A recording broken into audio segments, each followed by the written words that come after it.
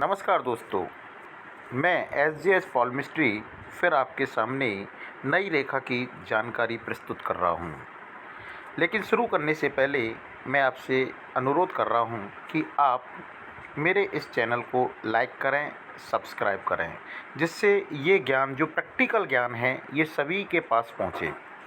दोस्तों, मैं आपको जो बताने जा रहा हूँ,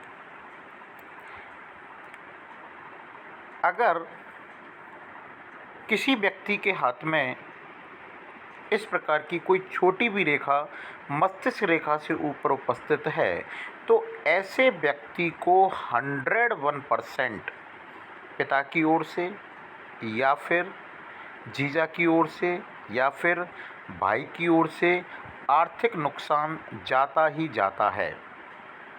अगर इन तीनों में से कोई नुकसान नहीं गया है तो रेवेन्यू डिपार्टमेंट की ओर से 101% कार्रवाई होगी।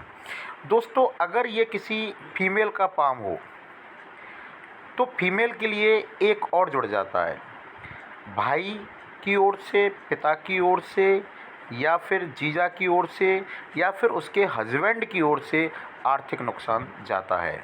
फिर मैं आपको बता देता हूँ, अगर किसी व्यक्ति के ये मस्तिष्क रेखा है, मस्तिष्क रेखा के ऊपर कोई अगर इस प्रकार की छोटी रेखा उपस्थित होती है तो 101% उसको आर्थिक नुकसान पिता, भाई, जीजा या फिर रेवेन्यू डिपार्टमेंट की कार्रवाई होती है। इन चारों में से कोई एक केस किसी के साथ होता है, किसी के साथ 2 होते हैं, किसी के साथ 3 होते हैं, किसी के साथ 4 हो जाते हैं। लेकिन फीमेल के केस में एक पॉइंट और जुड़ जाता है, उसको उसके हस्बैंड की तरफ से भी आर्थिक नुकसान हो सकता है। ठीक है, थैंक यू।